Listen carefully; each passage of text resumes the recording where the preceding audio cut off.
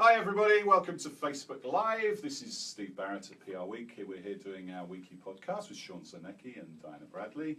Betsy Farber behind the controls, webmaster extraordinaire. And we're going to talk about some interesting stuff. It's the dog days of summer, but still lots going on, lots to talk about. And we're going to start recording very shortly, so I'll do another intro. But if you've got any comments or feedback or you want to input to the show, please put those comments on Facebook Live during the stream. Otherwise, let's get going. Hello and welcome to the PR Week, PRWeek's regular weekly roundup of everything that matters in the worlds of PR and communications. My name's Steve Barrett. I'm the Editor-in-Chief of PRWeek. Going to guide you gently through the next 15, maybe 20, sometimes 25 minutes. Let's make it 20 minutes this week, shall we?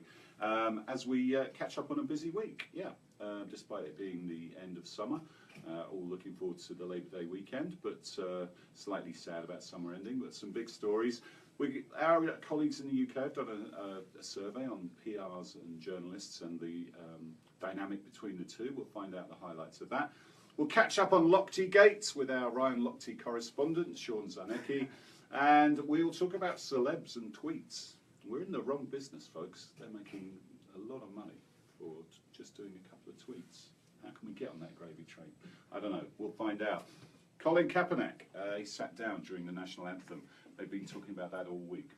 Fascinating topic. Catch up on that. And a big move for Jeff Jones at Target. He's moved over to Uber. Really interesting move that.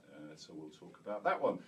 So let's catch up. How are you doing, Sean? Our intrepid corporate reporter.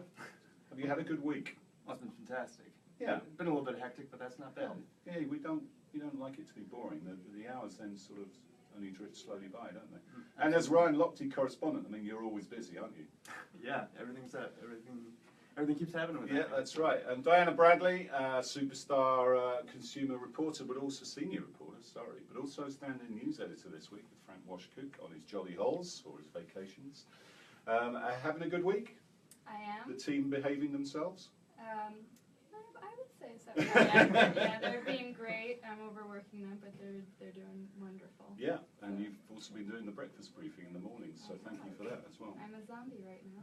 Yeah, yeah, I did that last Thursday, Friday. It's an early start, let's say. Yes. Let's just say that's 6 a.m., but worth it. Bless Frank. Yeah, well, exactly. Frank, can you come back soon, please? Yes. He'll be back on Tuesday, thankfully. Okay, let's get into it. Diana, hacks v flax is the way they sort of characterise it in the UK. Hacks being journalists and flax being PR people. I'm not sure how widespread that terminology is here, although it's nice, it works well. But they've done a survey of what each side thinks, each group thinks of each other. What are the most interesting findings? Because, some certain amount of annoyance amongst them. The attitudes to each party, aren't there? Certainly. So the survey found that while many PR pros and journalists work together well, sadly the relationship can be characterized by misunderstanding, mistrust, or even anger on both sides. I'm shocked. Yes. To hear that. So the study found that nearly half of journalists think that PR pros do not cut it professionally. Wow. The actions of journalists generally affect the work of PRs and vice versa, but they were asked if each profession thinks its counterpart is up to the job. For journalists, 38% strongly agreed or agreed to a greater extent that PRs are good at their jobs, but 46% either disagreed or strongly disagreed with the statement. Journalists said that PRs are not spending enough time reading the papers, websites, and magazines they are pitching to. So as a result, much of the communication aimed at journalists is irrelevant and therefore treated as spam. And 66% of PRs, meanwhile, said that they agreed or strongly agreed that journalists were up to the job. Oh, wow. Just 8% either disagreed or strongly disagreed. So there's kind of Yeah, that's interesting, isn't it? As, maybe they won't after they've heard the results of the other side of the survey. But, they were just being nice. Yeah, it's interesting though. The premise of that is based on the fact that they're saying media relations is still a big part of PR, which of course it is. But you know, there's lots of other things as part of it. I certainly still delete a lot of spam emails. Yes.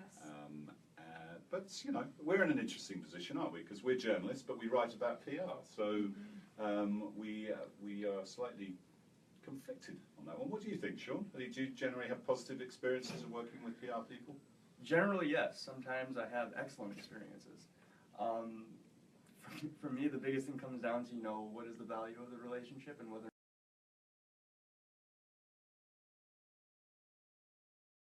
ability. And I think that that's probably one of PR's greatest strengths, to be completely honest. A lot of PR pros I meet, they're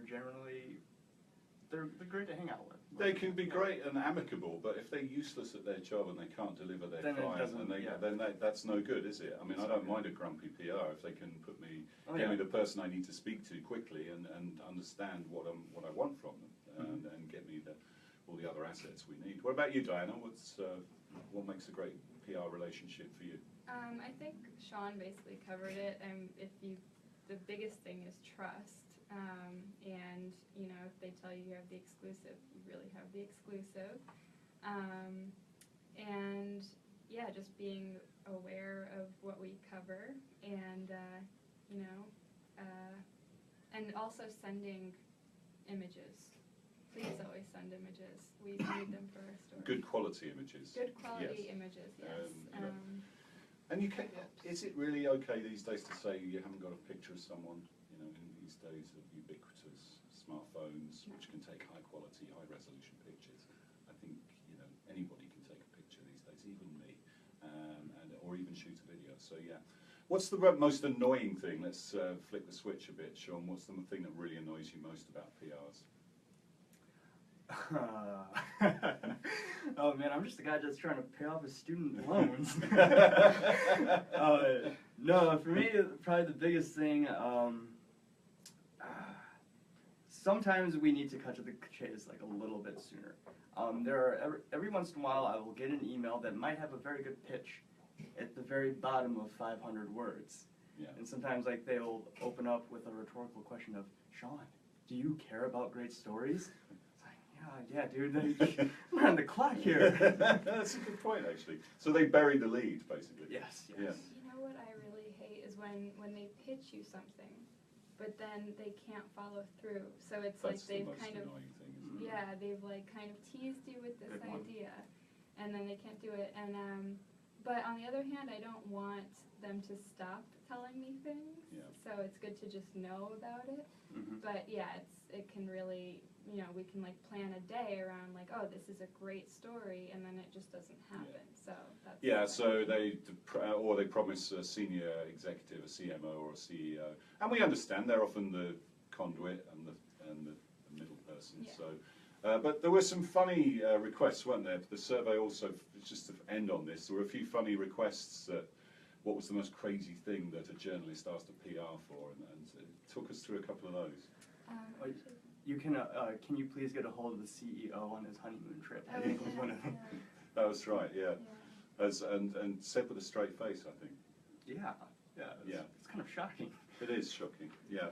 But I think in general, PRs you still realise what we want, and we don't really need the chit chat.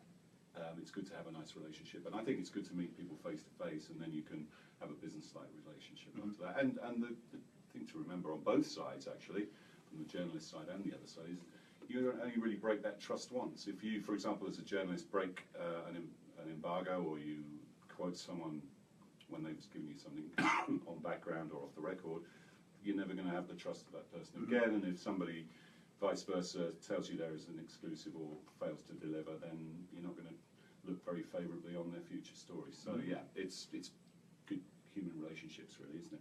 Let's catch up on Lochte. Sean, he's your man. You're following him every move he makes. He's not really lying low, is he? You thought he might have laid low for a bit, but I think he's probably realised, hang on, I've lost all my endorsements. My swimming career is probably over. I need to get some money. So what's he been doing? Well, he's been acting very strategically. He's picked up a couple of endorsements with RoboCop USA, which is kind of a sort of strange personal alarm system.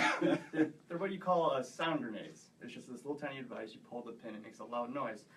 The other one that he got was with Pine Brothers. Pine Brothers is really interesting because they have a long history of really quirky, really unorthodox spokespeople like Martha Stewart, who some people joked it looked like in the video that she starred in was taken hostage.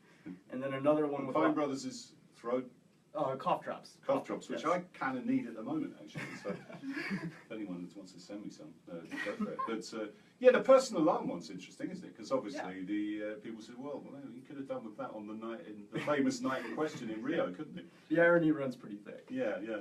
So what are we thinking now about? You had some really interesting comments actually in your piece about people reflecting on his brand now and how he's rebuilding it, and how some people are actually cashing in because they're getting a spokesperson who's really world famous, but who they're probably getting him a bit cheaper than they might have got.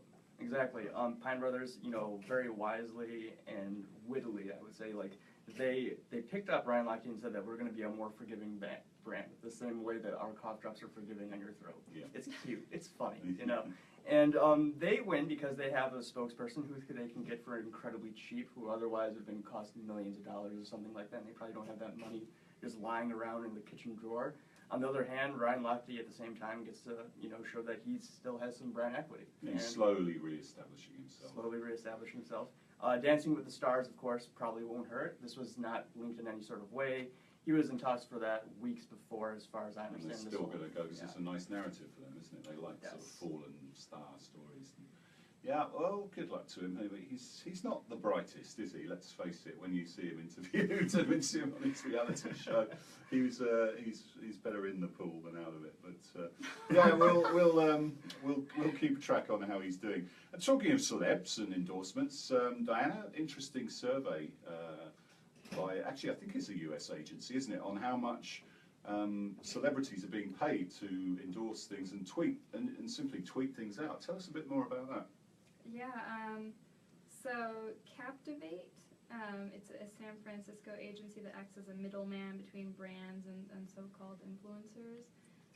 They said that stars with up to 7 million followers can make $75,000 for a post on Instagram or Snapchat, and $30,000 for a single tweet. Yeah, that would get you. That would help with your student loan, wouldn't it, Sean? Poof. Well, you need to build a following here.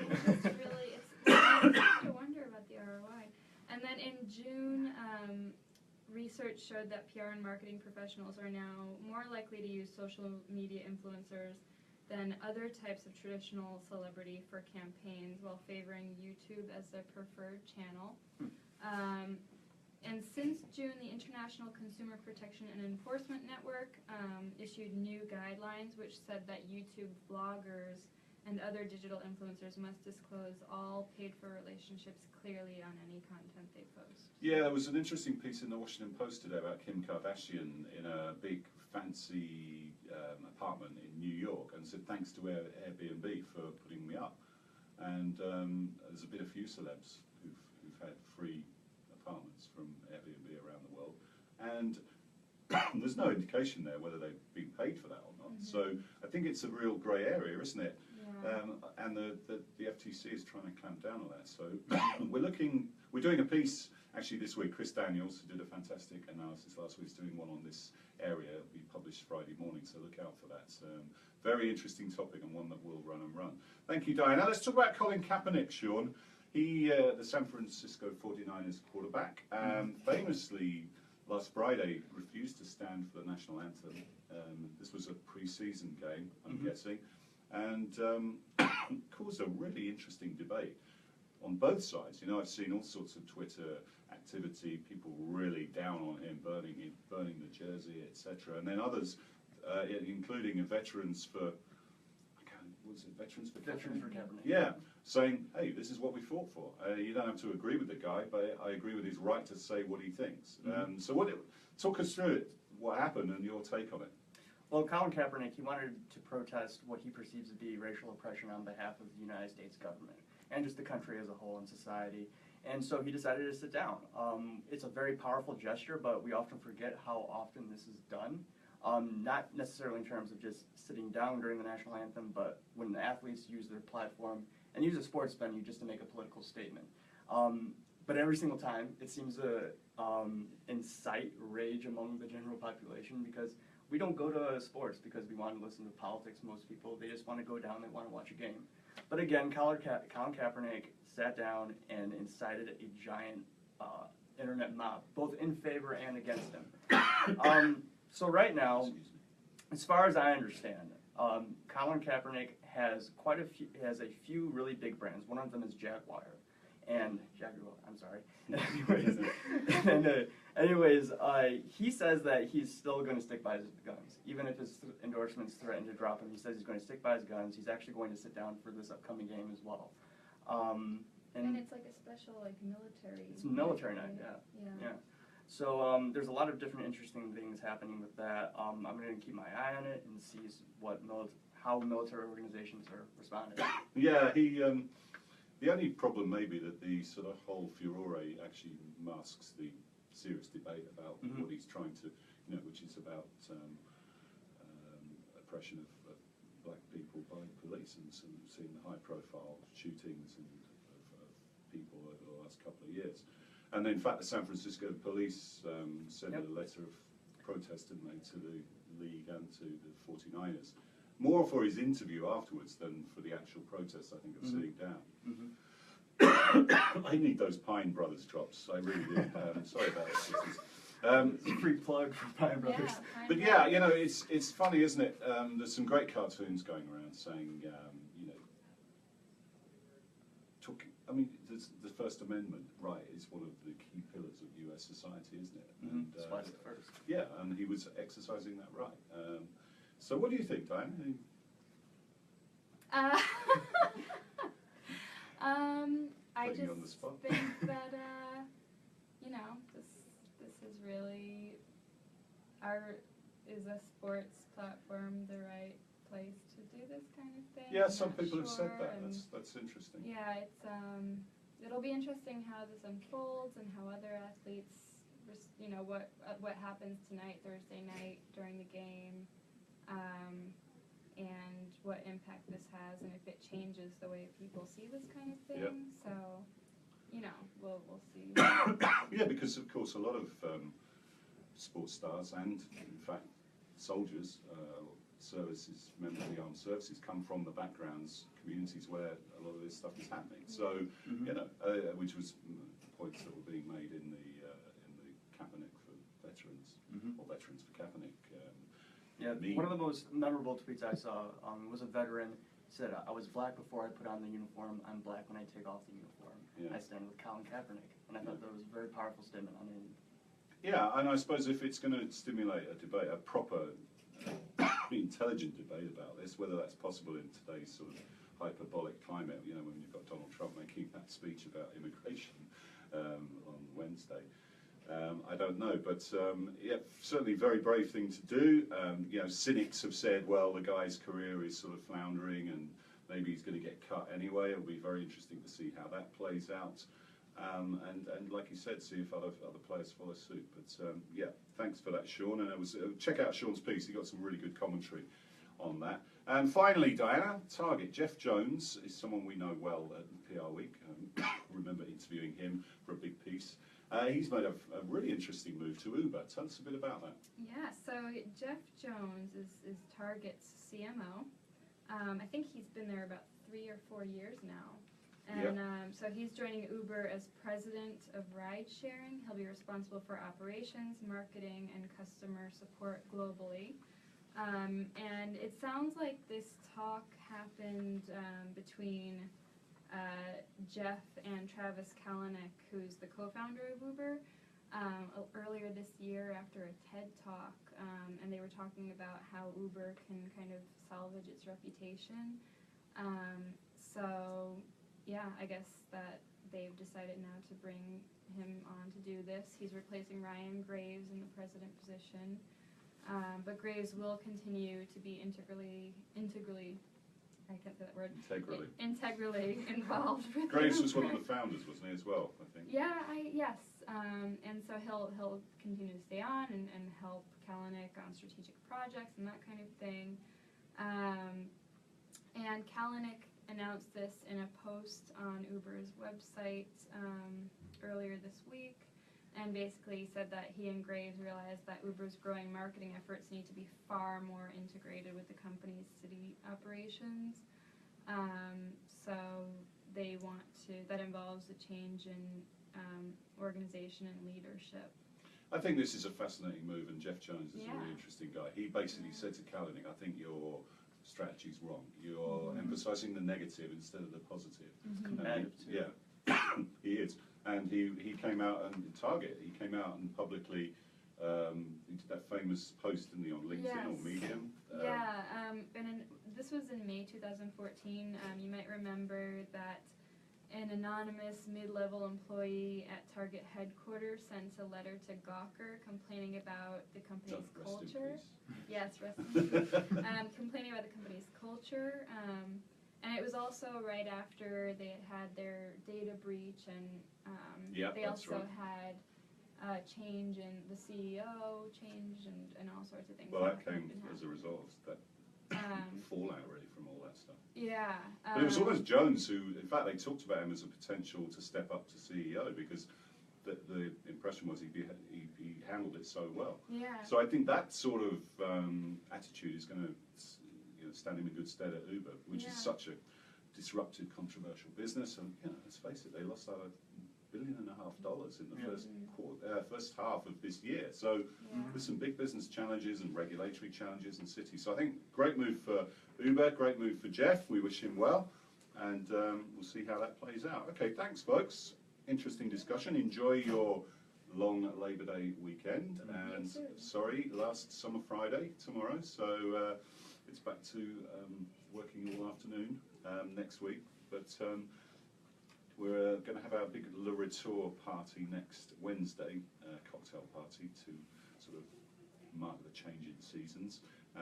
Make a note on your calendar for our PRWeek conference on the 13th. Oh dear. Sorry. 13th of October.